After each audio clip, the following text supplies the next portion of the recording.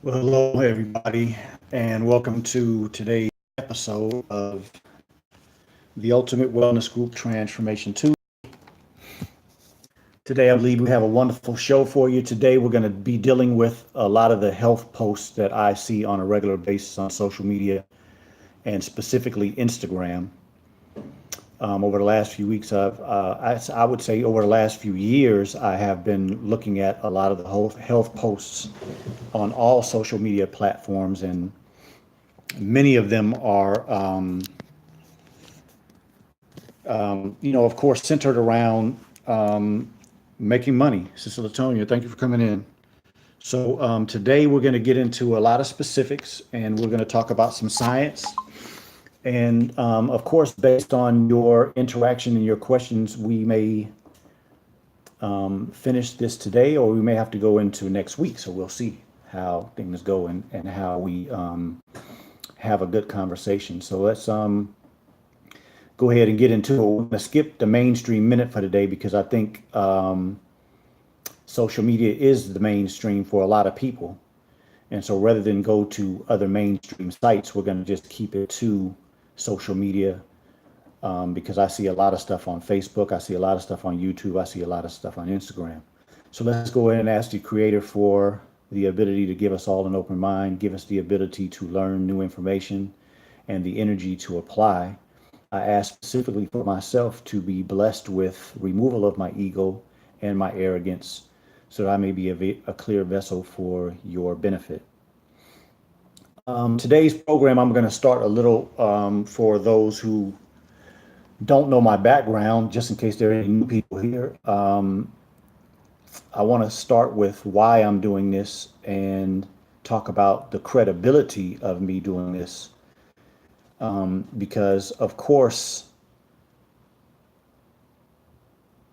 I would say the reasoning behind or the motivation of a person is very key when we are looking to improve. A person who is supposed to be helping you with your health is motivated by money, then you as a person can become that person's money bag. And that's not necessarily a good idea. And I wouldn't say necessarily, that's not a good idea. And those who know me well know my motivation has never been money. My motivation has always been to help people empower themselves so that they can take control of their health journey. And there are always ways that you could check people when you're trying to figure out what their motivation is. So look at my social media websites. I am on Instagram as the Ultimate Wellness Group. I'm on Facebook as the Ultimate Wellness Group. And I'm on YouTube as the Ultimate Wellness Group. If money was my motivation, then I would have plenty of things for sale on all of those sites. I think you would agree. If getting a bunch of likes and a bunch of followers was my motivation, then you would see me do things like making posts and saying people's names to start, controversies and to get people riled up, because that's, if we're honest, that's today's format for getting a lot of likes. You come on and you start attacking famous people, or you start saying things about people that are so-called famous, and then a lot of people start coming and seeing what you're talking about, and you don't hear me do those type of things. I don't mention people's names. I don't go in at people. I go in at subject matters, and I talk about the science behind it. And so, a lot of people that have been listening to me, they've heard me say a lot of things against veganism. It's not against the vegan. It's not against the person. It's about the philosophy and the ideology behind a lifestyle and where it came from and what is the scientific basis of it. That's what I'm attacking. And so I hope that people that are coming that haven't heard me before, they realize that it's not anything personal. My desire is to empower people to have the best ability to control their health journey. And health journey means that you're doing pretty good, you don't have any problems, and you want to continue to have good health and longevity.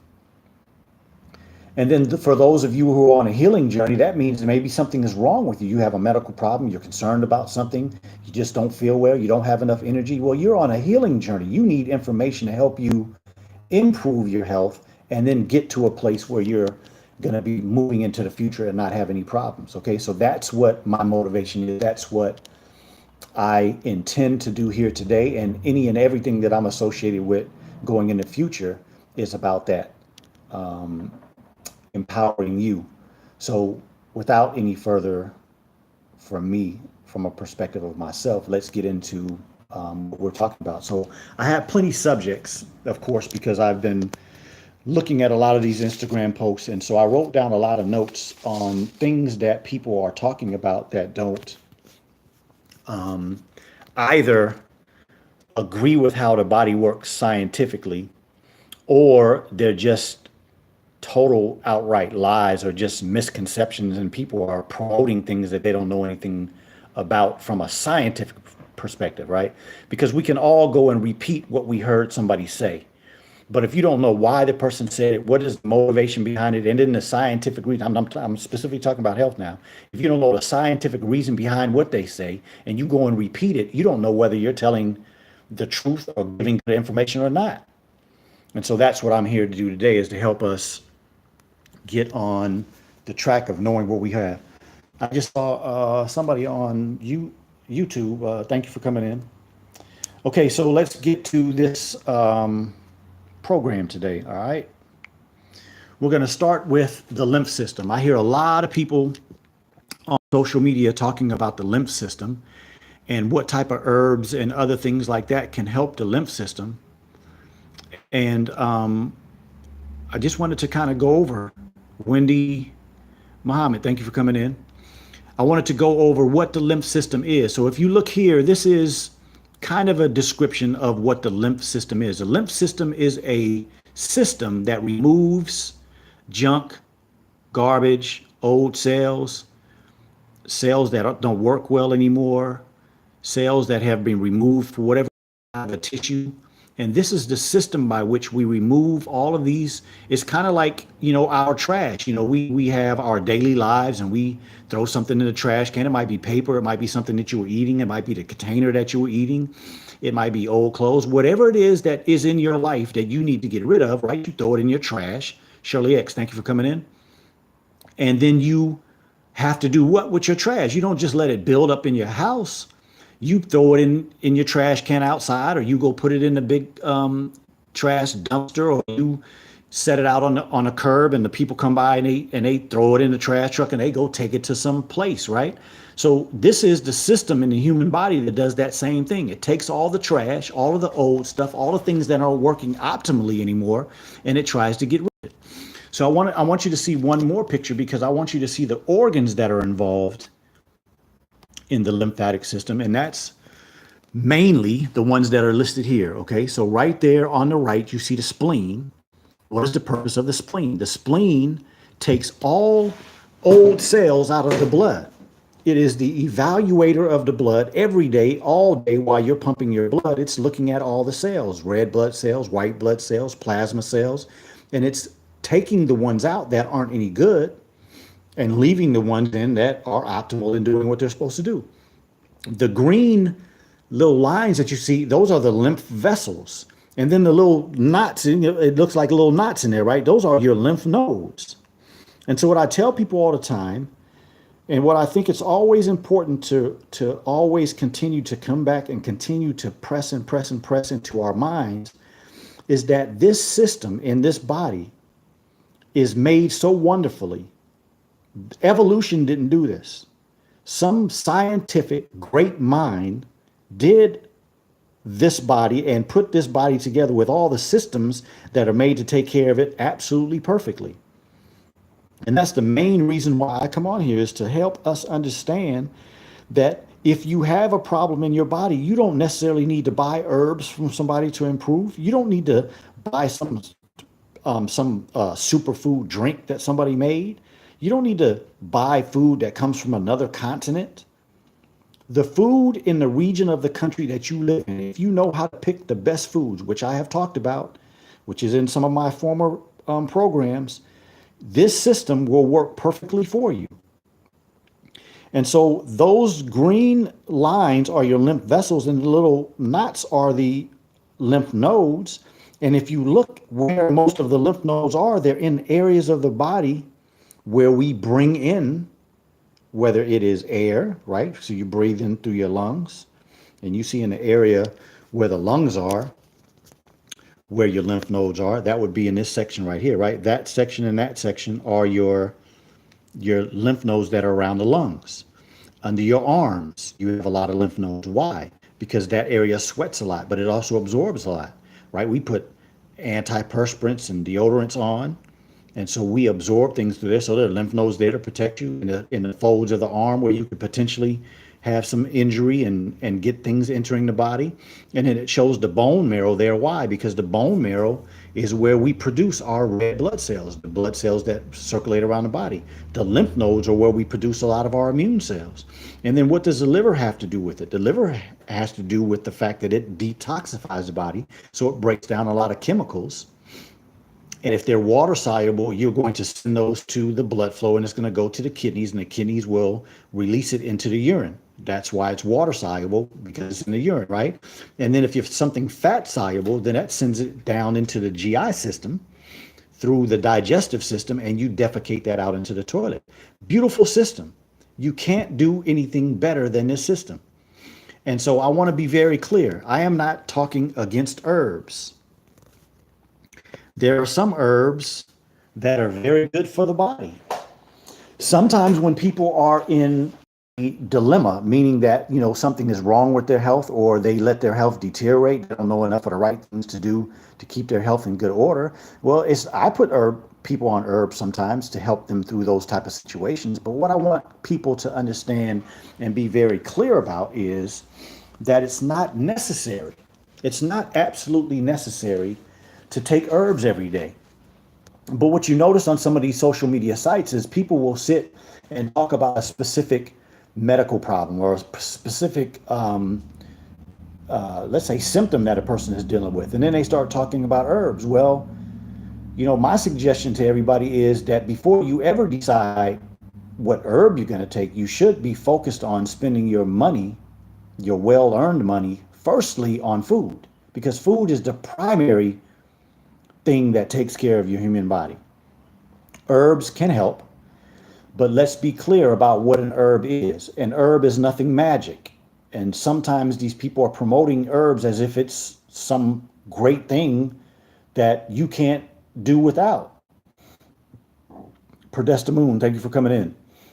And so at the end of the day, you have to understand that when you take herbs, any herbs that you can get, whether they're liquid, whether they're the actual plant, or whether it is a capsule that you're taking, that herb is going to supply your body with nutrition. And then there are phytonutrients. Phyto means plant, nutrient, of course, something that goes in the body and does some benefit. There are some things that are specific to plants, specific to a particular herb that has a very intricate focus in the body to help such and such, right? Help the lung, help the liver, help this, help that. But let's not be fooled that the herb is doing most of the work. It is your liver or your lungs or other parts of the body that are already made to heal, is already made to fix itself, already made to maintain itself. And what you are doing is like being in a gym and somebody is the spotter, right? If you're going to get under that barbell and lift that weight, the spotter's not going to do all the work for you. The spotter's going to help you do it. And so that's the way that we should properly put herbs in the category of. It is help for the body, but it is not the most important aspect of how your body does what it needs to do. Okay, I hope that's clear. Perdestus asks, can you recommend for Echo Blue Farm what exact foods I can grow to eat to support this amazing system, or do you have a book? Oh, wow, that's a good question.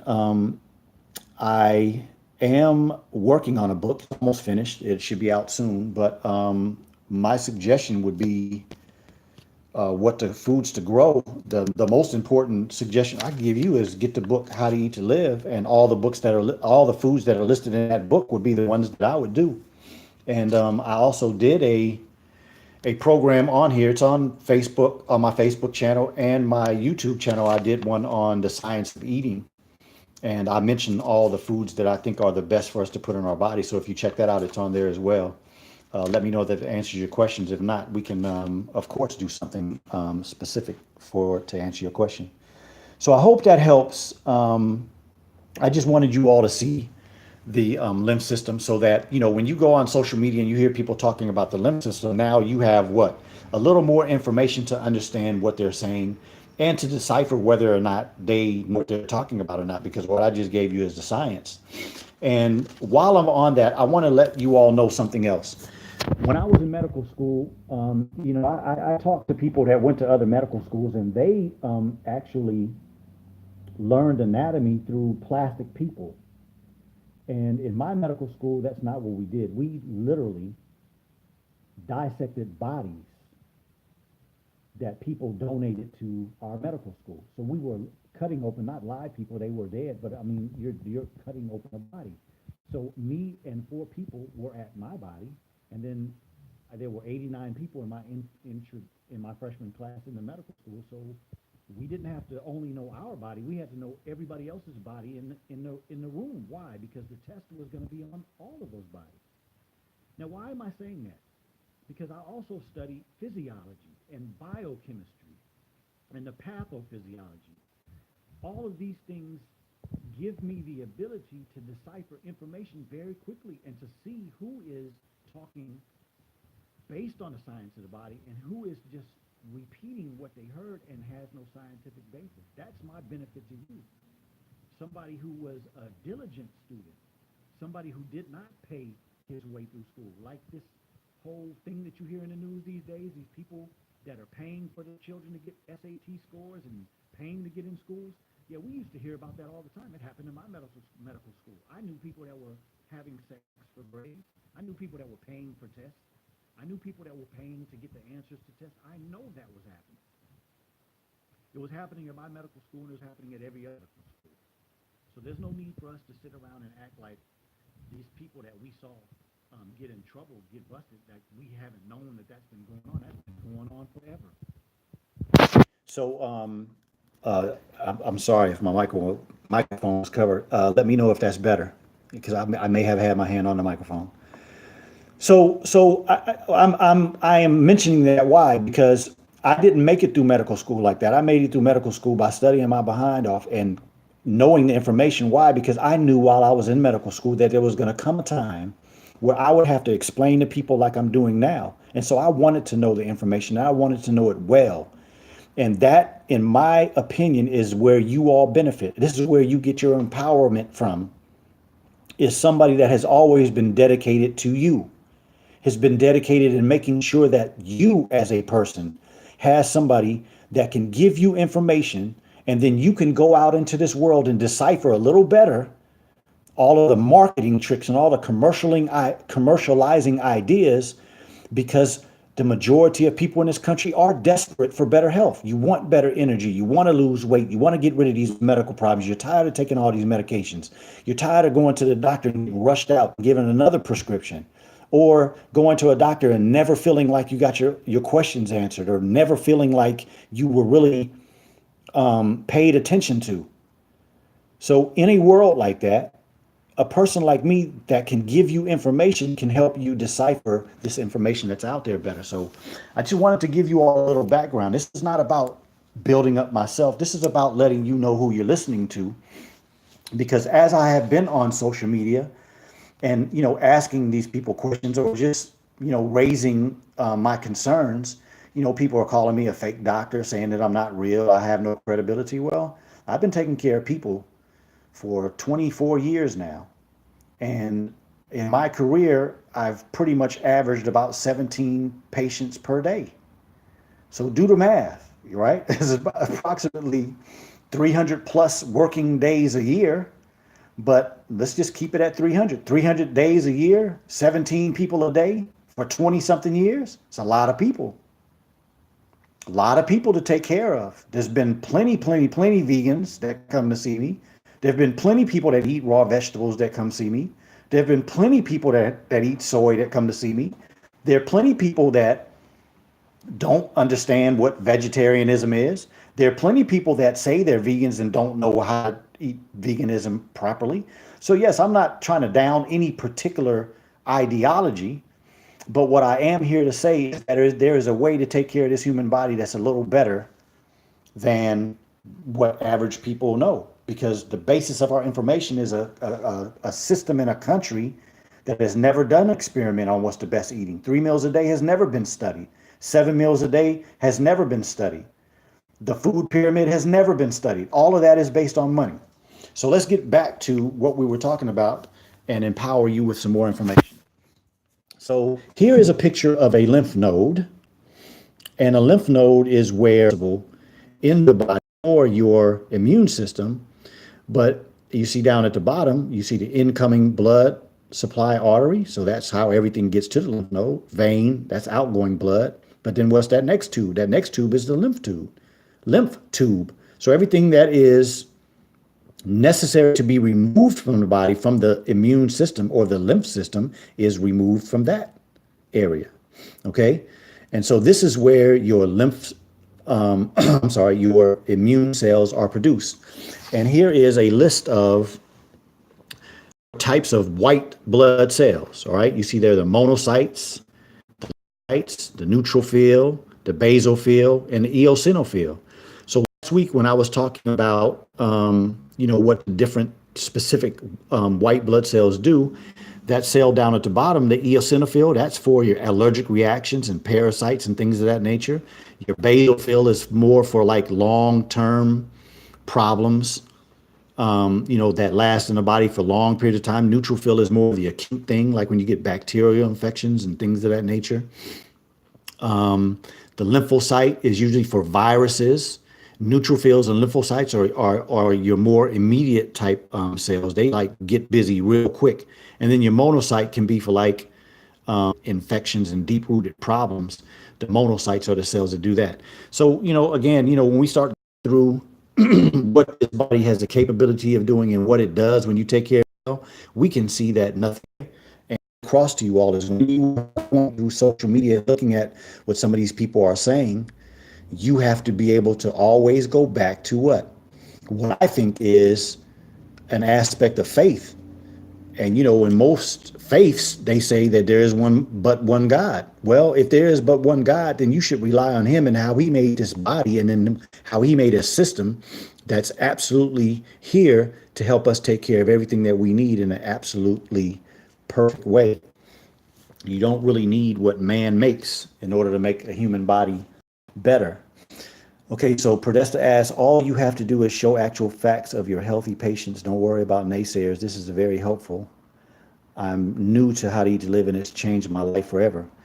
Yes, and that's a beautiful point because, I don't know if you have heard my story before, but I was practicing medicine for 7 years and was completely frustrated with medicine, was on the verge of moving into another field. I was going to get into the housing, thing down here in Houston.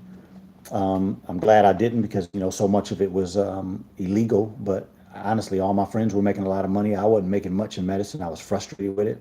Read How to Eat to Live, started applying it to myself, started applying it to all of my patients, and started watching people walk out of medical problems. There was nothing I ever read prior to that did that. And so that's changed my life. Sister Redonia, thank you for coming in. And so that is the basis of everything that I talk about. That's the basis of the scientific background of everything that I'll be mentioning today as we talk about these different subjects. And at the end of the day, I'm going to not only, talk about it and continue to talk about it, but I believe that there's something coming up soon where I'm going to prove that this is the best system because I had an interaction today with a person who is a vegan, and I was asking them about where did they get certain nutrients, right? And so this person was telling me that they get their vitamin D from fortified almond and cashew milk, and that they got their calcium from that as well. And as well as calcium from fortified orange juice. And so there's one thing that I know absolutely for certain, and I can guarantee everybody that's listening this part right here. I don't make a lot of guarantees because it's always dependent on the person and how much you put into what I'm discussing. But one thing that I can guarantee is that there is no human, no company, no group of humans that can go into a laboratory, go into a manufacturing place and produce something better than God can produce. So when somebody comes to me and they tell me that, I'm a vegan, but I do this, which is a fortified food, or I take this supplement, that's proof right there that the vegan diet can't give you what you need because you have to supplement. Well, the eating program that I spoke about in my previous program, The Science of Eating, there's no supplementation necessary. You don't need to take vitamins. You don't have to take any herbs. You don't need to take any supplementation, anything. You don't need to eat fortified foods. You find whole foods and eat them. And so while I'm there, I'm just going to go and repeat what I've said about veganism in the past, because there are plenty vegan posts every day on social media. Hundreds, probably thousands of them. People are impressed with the vegan lifestyle because some famous people have had some changes. But the vegan lifestyle came from a man that didn't want to harm animals. I'm cool with that. I don't like driving down the highway and you see these trucks roll by with the big old cattle trailers. You know what I'm saying? The big metal looking trailers that got all the cows in all bunched together looking like they've never been treated humanely. I'm not cool with that. I don't like the way they mistreat these animals. And so anybody that's a vegan, that's your primary focus is the protection of animals. I mean, I can associate myself with an understanding of why people would want to protect animals. That's cool. But that's not a basis for a lifestyle, dietary plan. I'm sorry. If you say that I'm going to produce a dietary program based on the fact that I don't want to harm animals, that's an emotional decision, not a scientific decision. But here it is that this human body needs everything on a periodic table. Every single element on a periodic table is needed in your body. Some to a great degree, some to a small degree. You don't need a lot of gold in this body, but you need a lot of sodium, right? And most of us have been lied to and say that sodium is bad for us. That's not true. Processed sodium is bad for you. When you eat bleached sodium and it's only sodium and chloride and iodine, that's malnutritious if that's the basis of your sodium. But when you do sea salt and you have taken the time to find the right sea salt, I eat sea salt every time I eat, as well as I hydrate with sea salt. We're going to get to that in a minute about what's the difference between hydration and drinking water, because most of these social media sites don't know the difference, and you can tell what they're posting. They don't know the difference. And so that's what I'm here to do, is not to beat up on vegans, but to talk about the fact that vegans are definitely a beneficial step in the right direction when you're talking about the way most Americans eat. But veganism is not the answer. If you want long-term good health, veganism isn't the answer. And I've taken care of many vegans. And a common problem is vitamin D deficiency. A common problem is vitamin B12 deficiency. A common problem is calcium deficiency. And a common problem is iron deficiencies. All four of those are common. And I've heard doctors on social media say that these are myths, and they're not myths, because I have taken care of plenty patients and did their blood work, and they have those deficiencies. Now, do vegetarians have those deficiencies as well? Yes, because many people that are vegetarian, they just stopped eating meat. That doesn't mean you know what you're doing. Just because you stopped eating meat, that doesn't mean you understand how to get the proper nutrition for this body just because you stopped eating meat. And it's the same for a vegan. Just because you want to protect animals doesn't mean you understand where to get the food. And I'm telling all of you that are listening, if you're paying attention to people on social media, you will go definitely wrong, because people that are telling you to eat nuts don't know what they're talking about. People who are telling you to eat green leafy vegetables don't know what they're talking about. And people who would suggest you eat soy don't know what they're talking about. The more, I think, scientific approach would be, let's decrease the meat that we eat or stop eating meat, but let's promote the humane treatment of animals. Now, that's a scientific thing to do, but not, I'm going to stop eating animals because they're being harmed. You have to figure out what is the best for the body, and then you have to start putting that in your repertoire of your daily eating habits.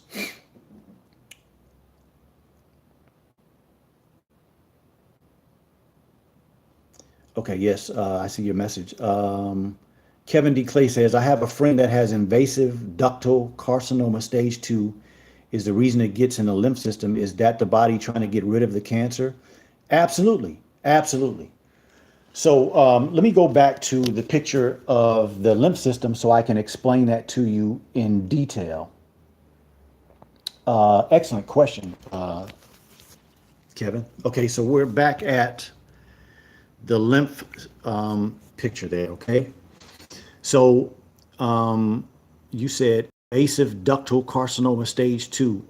Tell me which organ that's in, Kevin, because you can have invasive ductal carcinoma in the GI system. You can also have it in the breast.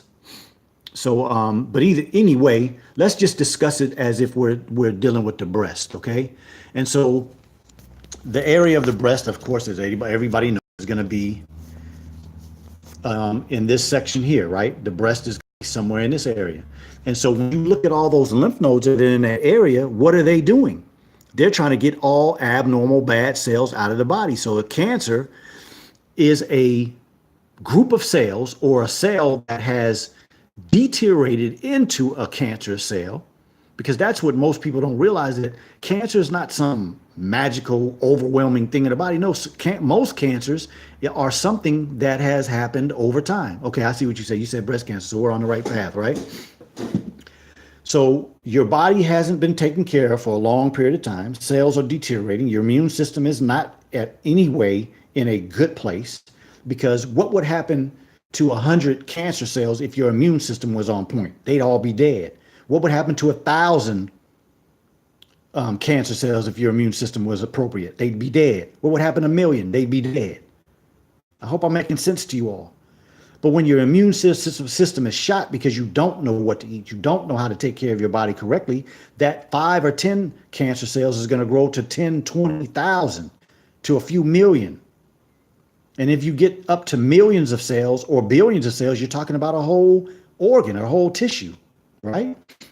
And so, yes, these immune cells in this lymph system is going to start trying to what? Extract the stuff out of the breast and get rid of it.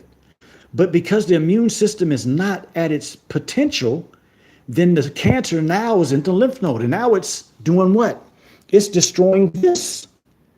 And this is made to destroy everything that's going wrong in the body. But because your system is not doing well, now the cancer is in the organ, because the organ hasn't been taken care of for a year, and now it's getting into the system that's made to fight everything that's foreign to the body. This system right here can kick cancer's butt any day, all the time.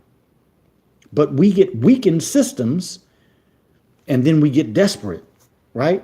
And then the most harrowing part about having cancer is not what it's doing to the body, it's what the diagnosis does to the person's mind, and they can't overcome it. Thank you, Sister Redonia. You said, yes, Doc Aleem switched me to sea salt. He called me Walking Dead. I had no minerals, and I thought I was eating organically and good, but it was only 6 allergy meds. Yeah, I mean, there are a lot of people that are doing a lot of things wrong because the general health information of the society is not good. Chantel says, what can be done about an enlarged thyroid? The person was diagnosed 2 years ago, was told that cancer was not detected. They increased iodine and take herbs every day, but still the thyroid is still, that's a specific situation that I would have to help that person with. I'd have to get more information, have to understand what kind of tests they have. So they would have to contact me.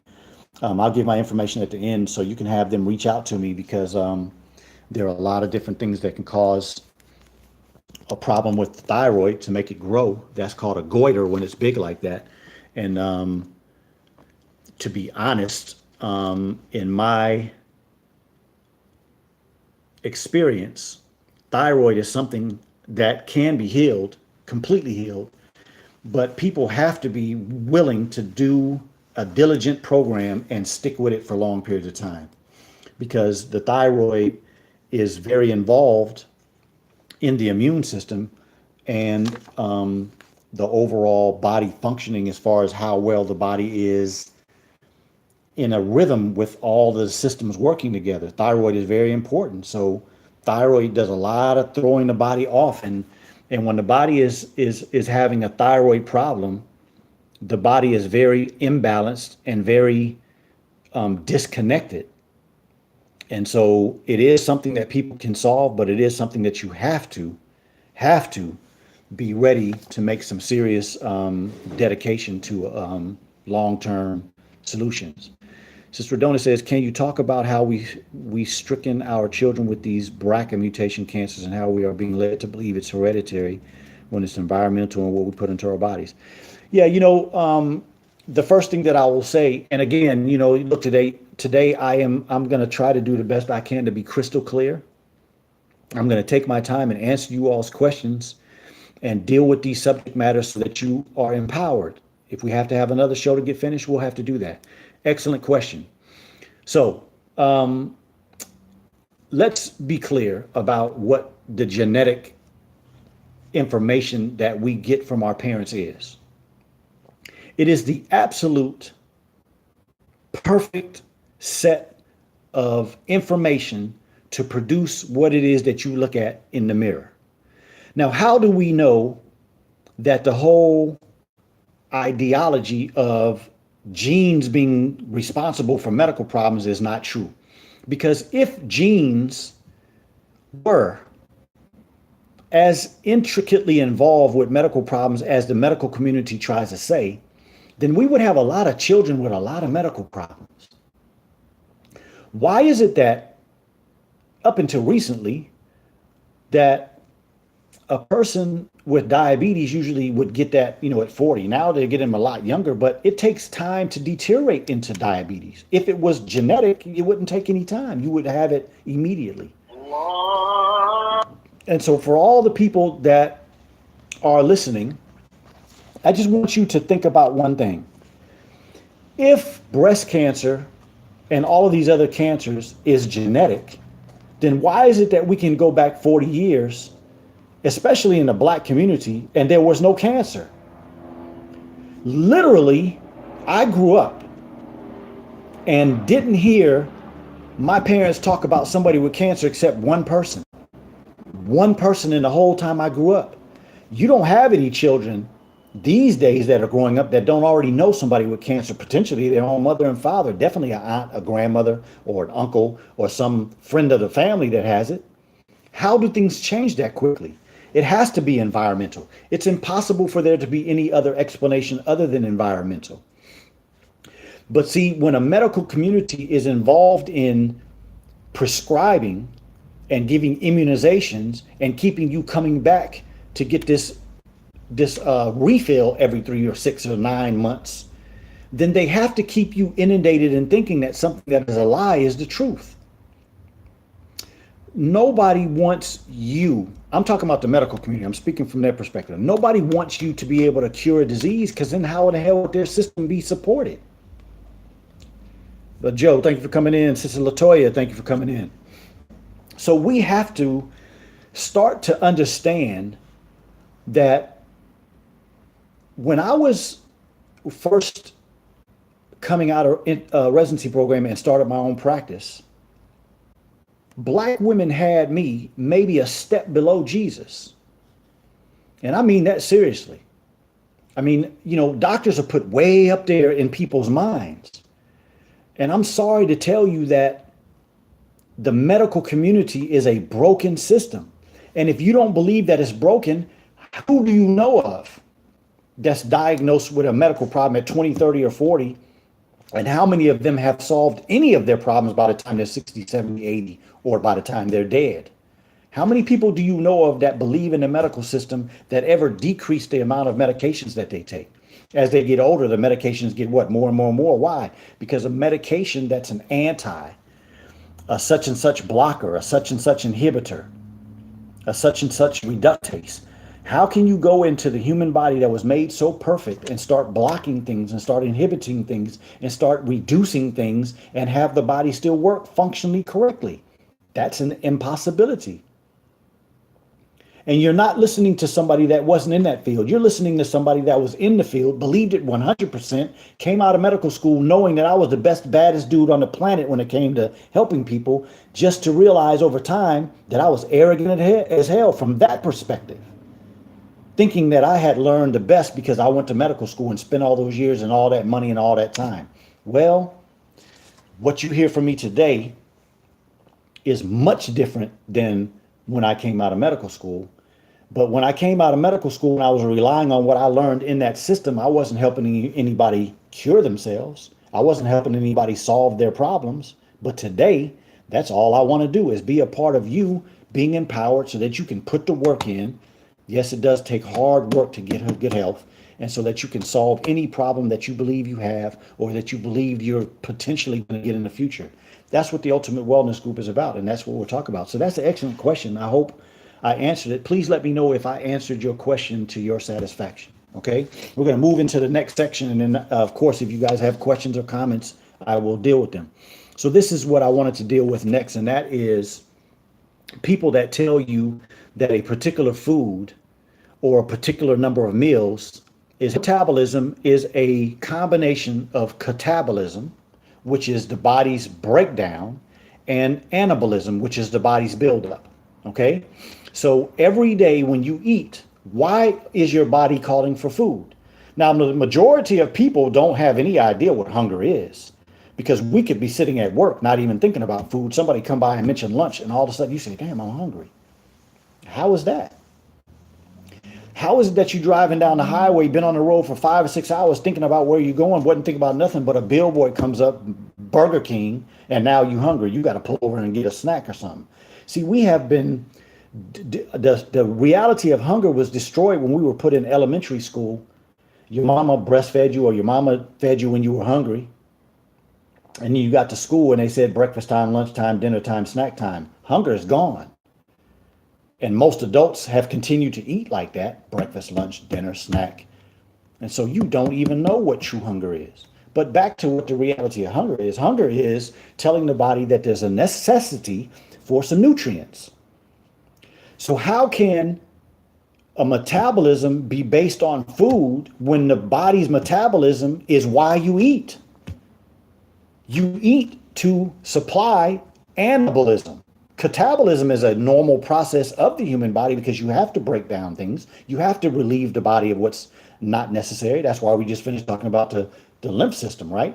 When things get old, when things aren't working well, when things get damaged, they have to be removed. That's catabolism. When the body needs to be built up, when the body needs to be healed, when the body needs to be improved, that's anabolism. That's a process that occurs every day in the human body. That's not based on food. Food supplies the nutrients that are necessary for those processes, but those processes are due to activity. If you sit on your butt every day at work, you sit in the car on the way home, you sit at home when you get home, you don't do much, you park right next to the front door of the grocery store, Walmart, Lowe's, Home Depot, wherever you go, instead of parking at the end of the parking lot. You have a very sedentary lifestyle. That's what decreases your metabolism. Your metabolism is increased by activity. And when you increase your activity, what do you need to do? You need to eat more. You see how active children are. Every single one of us as parents remember when our children went through a growth spurt. Why? They eat more and they sleep more. Activity. That little child is active, always doing something, and they need to eat more to keep up with the activity. It's no different than an adult. You're not growing anymore, but it's the same thing. You eat to supply the nutrients for the metabolism. But metabolism is not changed by food. Metabolism is changed by activity. So let's get active. Andre Goodman, Thank you for tuning in. Ciela, what can we do about high blood pressure? Sis Redonia says you should record these. Yeah, they're all being recorded. They're all recorded on Facebook and on YouTube. I'm gonna get to you just a second, Ciola. I'm not forgetting about it. Latoya Monique says, I agree. I'm a nurse and you are speaking nothing but truth. Well, thank you for coming in and giving me that support. I really appreciate that. I appreciate anytime anybody comes here and can bear witness to what I'm saying because, like I said, that there's no motivation in this other than for you all to be empowered. I'm not doing this. I haven't talked to y'all about anything that I'm going to sell other than a book that I'm making, right? That is going to be for sale when I get it finished, but I don't have products that I'm selling you. I don't have any motivation other than to truly try to help people. So thank you, Latoya. I really appreciate that. So what can we do about high blood pressure? What can you do about high blood pressure is if you specifically want to plan to help it, and I don't think you have it, so I'm not talking about you, but if you all have a desire for a specific medical problem or a specific situation that you want to help with, that of course is how I, make my living. So, you'd have to reach out to me and we'll put the program together. But honestly, if I believe that if a person were to go back and listen to just the programs that I've done on YouTube and Facebook, your high blood pressure would be gone within a few months. I mean, it's that simple. I mean, you have to know how to take care of the body. And so my answer, Ciola, would be that you go back and listen to all of my programs and start implementing those things. And Kevin Clay just mentioned, don't forget about hydration. That's the first thing that people have to do when you have a high blood pressure. One of the first things that has to be considered in a person with high blood pressure is, are you hydrated? And so while I'm on that subject, let me go into the difference between hydration and drinking water. Every single one of you know that if you open a bottle of water and you drink it, that's drinking water. But what most people don't know is that the word hydration includes other substances in water. So a lot of these posts on social media say, eat your water. That's not possible. You can't eat water. Water is only something that you drink, like every other animal on the planet Earth. You don't see cows drinking soda. You don't see giraffes drinking Gatorade. You don't see, beavers drinking vitamin water because that's not where you're supposed to get your vitamins. So when people say things like eat a cucumber or eat a tomato or eat watermelon or eat cantaloupe for your water, that's not true. What you're doing is you're hydrating. So when people do infused water and they put the strawberries or the cucumber or other fruits in the water, that's hydration. As soon as you put something in water, it's not water anymore. You changed it. So the definition has to change. You are hydrating yourself. And so I hope I understand, explain that well. But that's very important in a person who wants to relieve themselves of high blood pressure. You got to be hydrated. So good point, Kevin. Andre says, what do you think about black seed oil and turmeric? Both excellent things. As far as turmeric, I mean, I don't even know if I eat other than fruit. If I eat any type of vegetable, beans, when my wife does, any type of food outside of my smoothies and fruit, I usually sprinkle some turmeric on it, or she uses turmeric. Turmeric is a beautiful, wonderful food. And I should call it a spice. It's a spice, but it has wonderful, wonderful anti-inflammatory, antioxidant. They've done a lot of studies, and not necessarily specific about turmeric, but they've done studies on parts of the world where people eat a lot of turmeric. Mostly in India and places like Singapore and some of the Asian communities. And they hardly see cancer in societies that eat a lot of turmeric. Black seed oil, I would say the same thing. Black seed oil is a byproduct of cumin. So we're talking about another good spice. At the end of the day, I want you all to understand something though. You can't go out here and eat McDonald's and Wendy's and Burger King and, cheap food like buying ramen noodles and drinking Gatorade and all that kind of madness and then say, well, I'm going to take some black seed oil to take care of me. That's a foolish idea. That's like taking two steps forward and then backflipping, talking about I'm making some progress. No, black seed oil can be a good beneficial aspect of a good, healthy lifestyle. But what I would try to do, my brother Andre, is suggest that we get away from taking something that doesn't grow in our region of the earth that we live in. Because, see, most black seed oil comes from India and over there in the eastern parts of the world. They grow some in Afghanistan and some of the other countries. But it's good. I don't have anything negative to say about it. I've done a lot of research over the years about black seed oil. But what I don't want to ever do is give a person the ideology that you have to take black seed oil all the time, or that you have to take a particular herb. We have to get to the food and making sure that the food is right. And then you won't even need these other things. So you won't need to spend your $45, $60, $80 on a bottle of black seed oil. Go to a place where you know there's good food and spend $30, $40, $80 on some navy beans and some fruit and some raw milk and some good vegetables. Okay, and so while I'm on the vegetable thing, I want to mention something, and I'll get back to the comments. I was talking to a lady on social media, and she did a post on raw broccoli being a good snack for, people during the day or whatever the case may be. And I asked her just a simple question: Hey, if you eat raw broccoli, how do you take in consideration the aspect of anti-nutrients that's in your broccoli? And so she responded with, what is an anti-nutrient? And I knew right there that here is somebody that is posting something on social media and has no idea that they're posting something because they don't know the science behind the food, right? Vegetables have anti-nutrients in them. And anti-nutrients are completely dissolved with heat. So you have to apply heat to your vegetables if you're going to get out of them what you think you're going to get out of them. Now, why am I mentioning that? Because vegetables are a good part, are bound to the nutrients, and you're defecating most of the nutrients into the toilet. And so a lot of people don't even know that that's a reality. The anti-nutrients are called phytates, they're called oxalates, and they're called lectins. Go do a little research on them. Now, here's the thing. I want you all to understand that when I say go do research, I'm telling you to go out there and look. But what's the difference between you doing research and me doing research? I have so much more experience and so much more in-depth knowledge because of my study over the year. That doesn't make me better than you. That makes me different because I have this information. Does it make sense? I hope it does.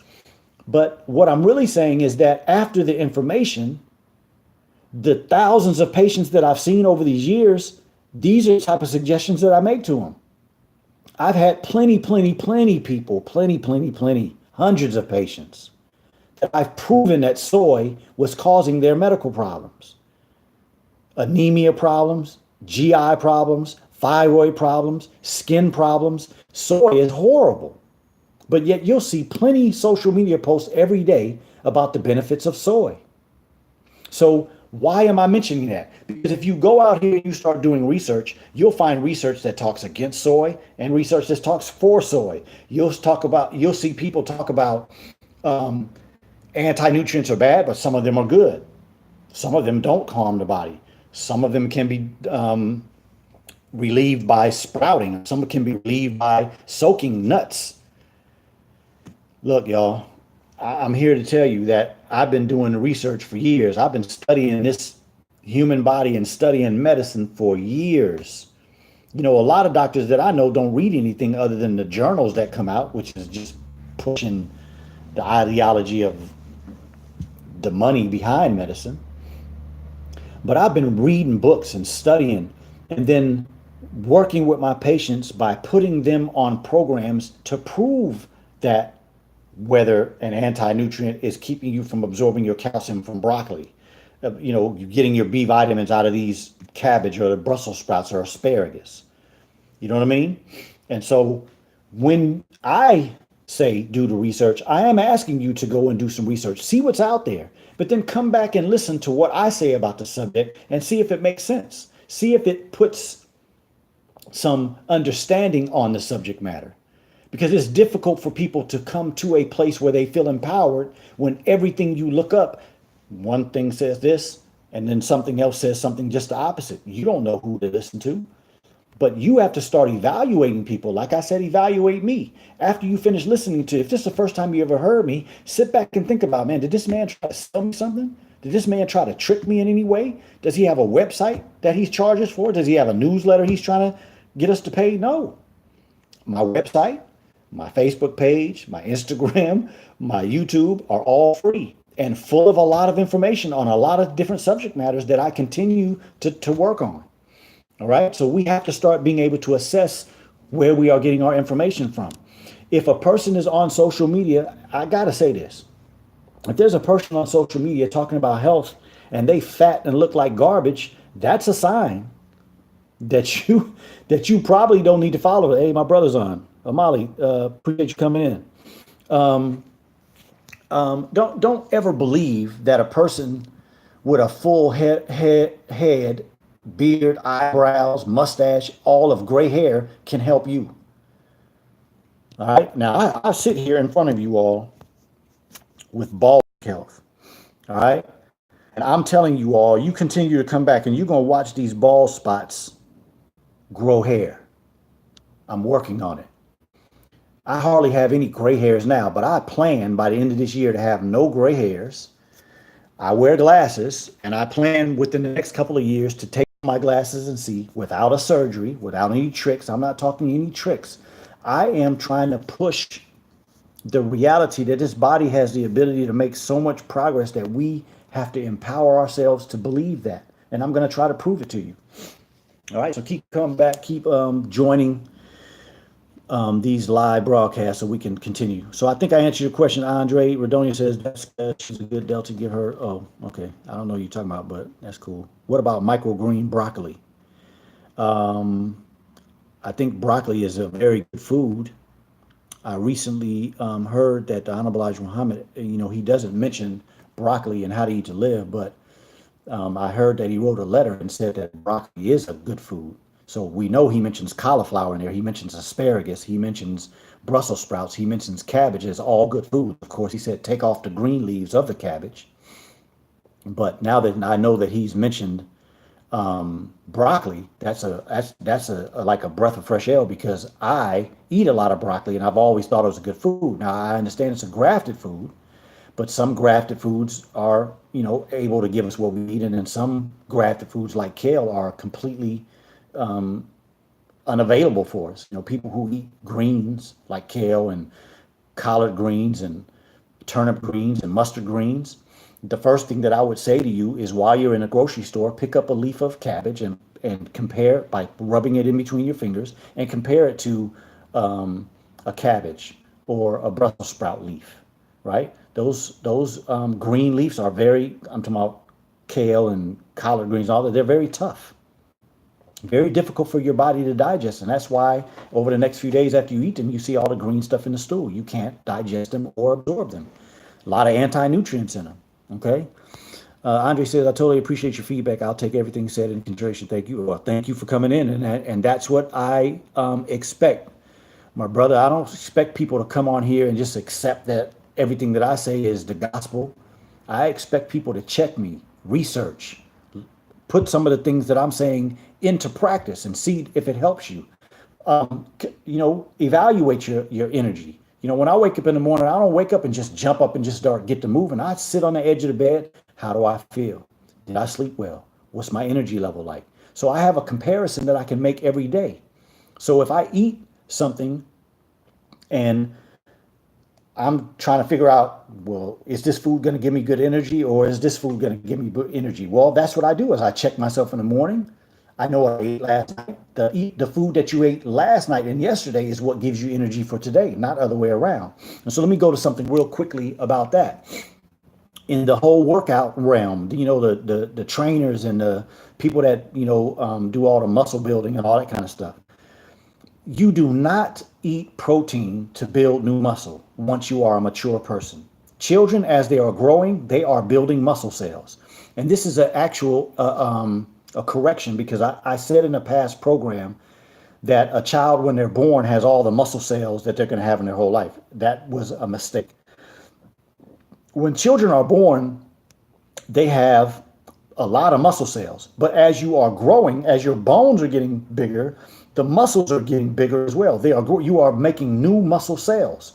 But once you get to the end of puberty and you stop growing, which is usually around 20 for men and women, 20, 21, it can be different for different people. But once you reach that maximum growth, you don't build new muscle cells anymore after that. The only thing you do after that is cause hypertrophy, which is expansion of the muscle cell, or atrophy, which is minimalizing of that muscle cell. And so what examples do we have of that? A person gets paralyzed. What happens to the muscles? They all get really skinny and short, and the whole arm or leg gets smaller, right? Because that's the muscle that atrophy. When a muscle hypertrophies, what you are doing when you work out a muscle is you are putting more water in it and more nutrients, and the muscles are storing nutrients. That's why it takes, like when people run marathons, you have to train. Why? You have to build that muscle up to be able to run that many miles. You can't get up off a couch and run a 35-mile marathon. You have to build up to it. What are you doing? As you're building up those muscles, you put more water in those muscles. You put more nutrients that are stored in those muscle cells. That's what makes them bigger. So no, you don't grow new muscle cells. You are either causing hypertrophy by the work, or you cause atrophy by the lack of work. Hope I answered your question. Y'all let me know if I'm being clear. But thank you for the compliment, Brother Andre. Ciola, thanks for the clarification on the raw foods. Yes, ma'am. What? No gray hair? Okay, I want in. I got to prove it first, my sister. I don't want to. I'm putting these things out here because I want to challenge myself to stay on my program and not deviate. But my plan. I mean, y'all can see. You see my mustache. You don't see any gray hair in my mustache. You know what I'm saying? If I was the type of person that grew out a beard, I have some gray hairs in there, but not a lot. I don't have a lot of gray hairs in my head. But a lot of people say that gray hair is a normal process of aging. It is not. Gray hair is a process of lack of nutrition. If you have gray hair, you are low on cobalt, low on copper, low on selenium, low on zinc. And there is an aspect of stress that can add to balding. And there is some genetic tied to balding, because you see daddies that look like their sons who look like their granddaddies. So yeah, there's a genetic aspect to it, but you can solve gray hair, and you can also regrow hair. So keep watching and see if I make it happen. Brother Joe says, what about spinach? Spinach causes green stools as well, but like I said, the next time you all are in a grocery store, just take a piece of spinach, compare it to a piece of kale, compare it to collard greens and turnip greens and all those type of things. The spinach leaf is not as coarse as some of those other foods, but you still see a lot of green stuff in your stool when you eat spinach. So some spinach is good, but we shouldn't be eating a whole lot of spinach. That should be something that you try to eat every day. So Sean says, what are the benefits of juicing, if any? Well, the only time juicing is of any benefit, and that is another good point, because there are a lot of people on social media talking about juicing, and they're actually talking about juicing as a regular, everyday aspect to good health. And unfortunately, that is inaccurate information. The accurate information is this, that every good food on the planet Earth, if we had a wonderful farm and we went out in the farm and we said, tonight we're going to have some eggplant that we got from our own eggplant plant. And, before that, we're going to have an apricot smoothie. So we go pick some apricots from our apricot tree, and we go grab some cherries off of our cherry tree. And we get some milk from our cows that are being treated correctly and not pumped with hormones. And we were to bring all that food inside, and we sit down and we clean them off and we do whatever we do and prepare that food. Everybody knows we getting our own food. We grow our own food. We're doing it the right way. We know that that's the best way to get our food, right? But even with all that good food, there's going to be some poison. There are going to be some toxins. There's going to be something in those foods that has a negative aspect to it. So when it comes to juicing, first of all, anybody that's juicing vegetables is making a mistake based on what I just said, right? I said that vegetables have to be heated in order to release their nutrients.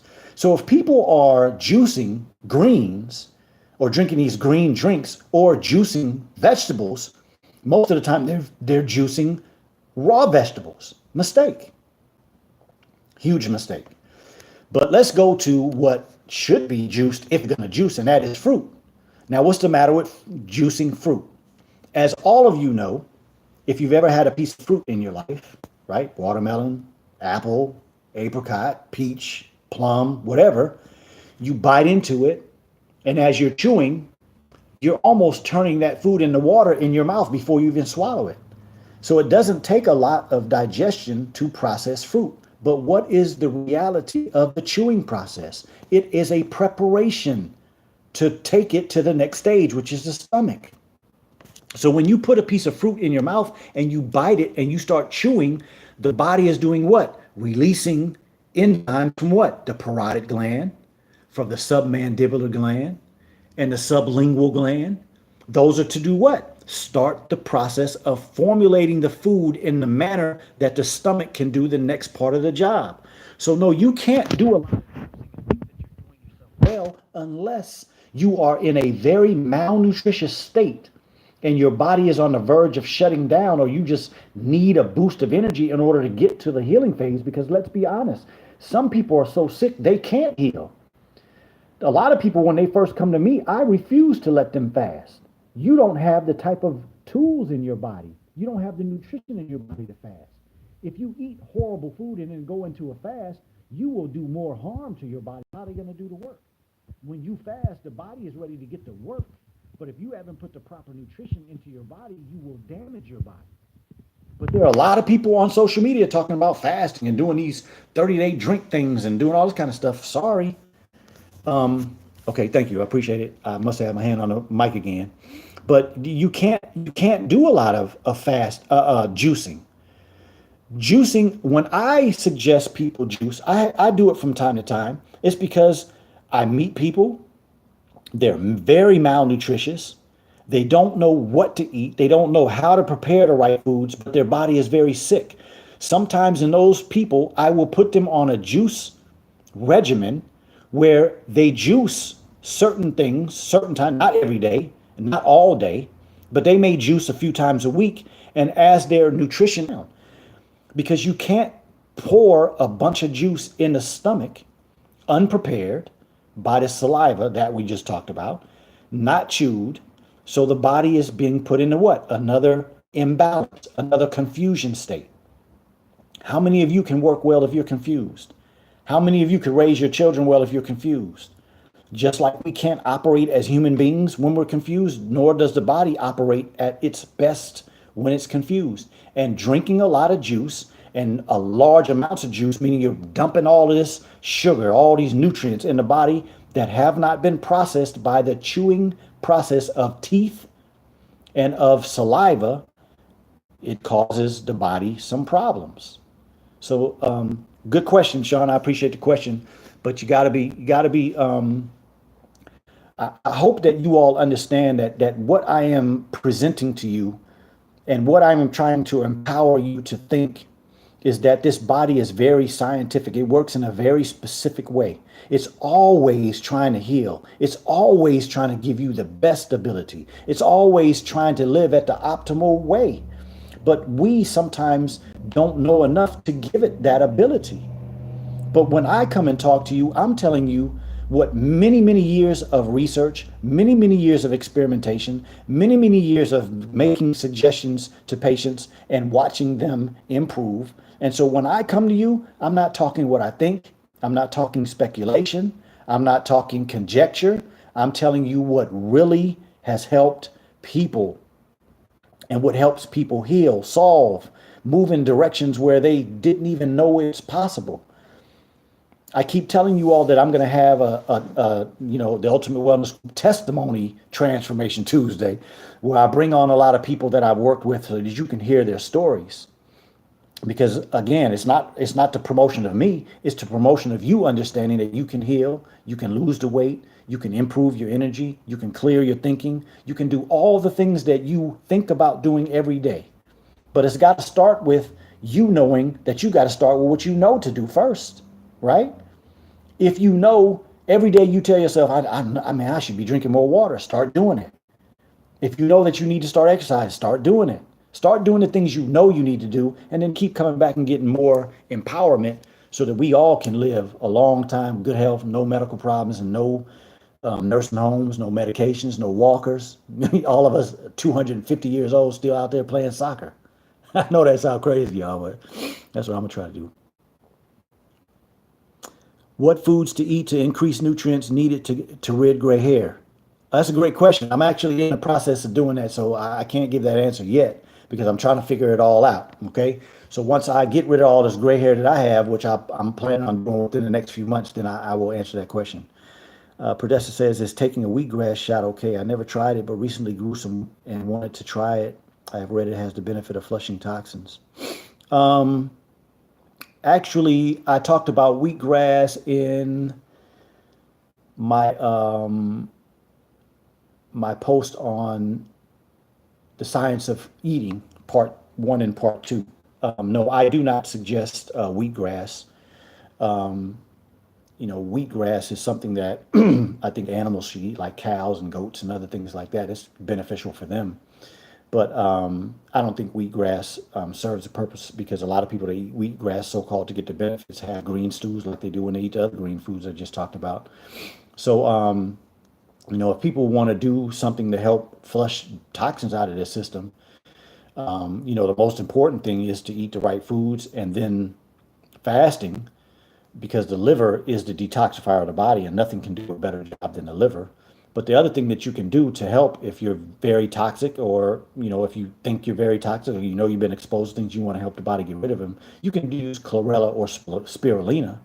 That will come out in the stool as well, but usually it's bound to a lot of toxins.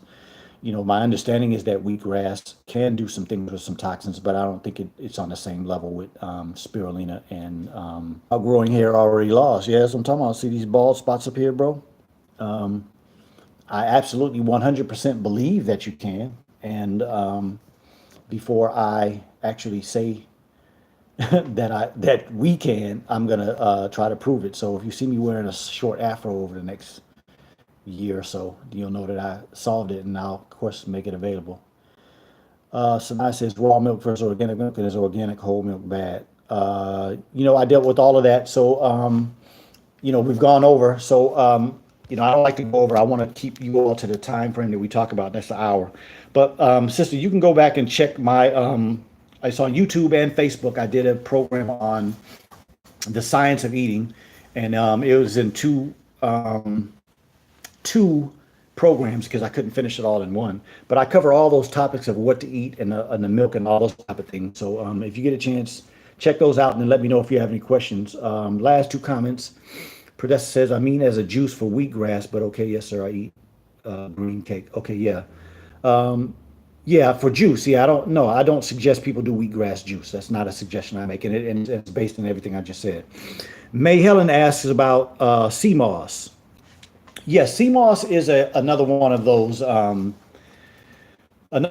herbs that is beneficial to the body. But like I said earlier, I'm not against herbs. I don't talk against herbs. I think herbs are good for the body. But if we truly understand what food represents, then we would have less of a desire to need herbs. The reason why herbs are so popular is because people are in such bad shape and they don't know what to do with the correct food. And so then they wind up going to people that want to do what? Sell you something.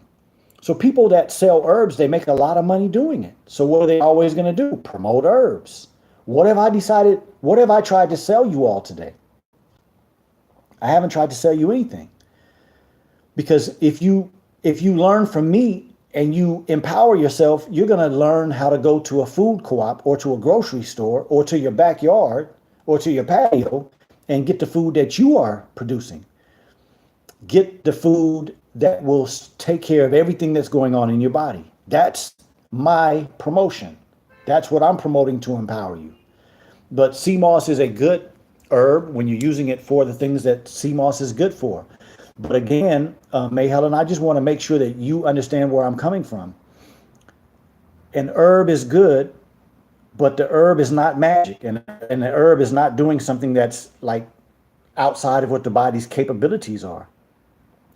Herbs have been studied, and they are broken down into different types of herbs. They have different qualities. What are those based on? The nutrients that are in the herb. So the same way that you go to a food and you get nutrients, when you go to herbs, you're getting nutrients.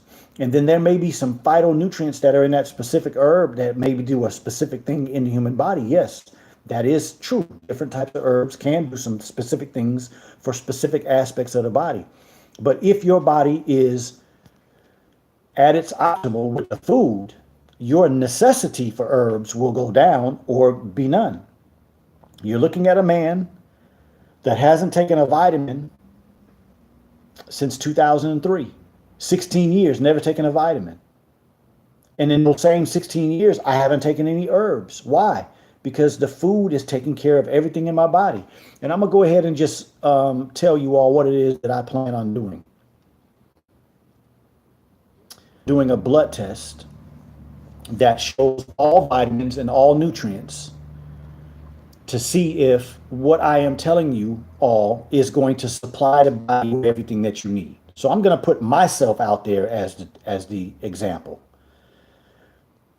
And I suggest that anybody that has any lifestyle, if it's the vegan lifestyle, if it's the Mediterranean lifestyle, if it's the pescatarian, or if you do Atkins diet, or you do the no sugar, no carbohydrate diet, whatever it is that you think you do that's going to give you optimal health, I would suggest you can do it with the same company I do. Let's challenge, not with animosity, not to put anybody down, but let's do the type of research that will allow us to know what lifestyle is the best. But I'm going to put myself out there as the test example. I'm going to do a test. I work with a company that tests our cells for all vitamins and all nutrients to see what your nutritional status is like. And when I finally do the test, I'm going to come right here. I'm going to open the envelope. I'm not going to look at it before and decide what I'm going to say or what I'm not going to say. I'm going to be diligently on my program. I'm going to do the test, and I'm going to open open the package and show you all as I look at it to see whether or not what I'm saying has the ability to take care of the body. So that's the type of man you're dealing with, a man that has character, a man that tries to always do everything he does with integrity and give you the best information. There's nothing that I come on here and say that is some guesswork, that is some, ethereal idea or something that I'm trying to trick you all about. I'm willing to stand behind everything I say 1,000%. And so we'll see if I know what I'm talking about. Latoya, you said taking the quick way out. Let me know what that means before we get off here. I guess I will feed the wheatgrass to my horses. That would be a good idea. You sold nothing, but we need your book. And yes, I am growing my own food. Yeah, I really want to learn more about your farm. I know you sent that to me before, but I haven't had a chance to really check it out. So we need to connect, because I would love to work with you, because we got to start getting some places that we can trust, so that our people know honest places where to get the food. But look, y'all, I didn't get to all the subject matter, so we're going to get right back into this subject next Saturday. So please come on back. Tell your friends, get as many people as you can. Come on back and listen, ask questions. Let's empower each other. Let's get on this health journey or the healing journey and get where we need to be. Last comment is it. Ciola says, I'm getting ready to take that test. What is the name of the company? Okay. Yeah, the name of the company. I'm gonna what I'll do is I'll give you all that information next week. All right, because I do want to make it public so that you all can work through me or whatever you have to do, because I know we can do the test. I think most places in the country, most states, you can do it. But I want to give you the information, give you a little background before I send you to the company, so that you all know exactly how to do it. I don't want anybody to get mistreated or taken advantage of. Not that the company would do that, but just because I want you not to go and just get any type of test and spend too much money. There are things that you need to do that are specific to you and what you're trying to do that would make sense, so you can keep your costs to a minimum. And so that's what I want to do. That if your health is not on your mind is not on your health. Good, optimal health takes hard work. So let's work hard until next Saturday. I hope to see you all, plus a couple of friends. And have a good week. Peace.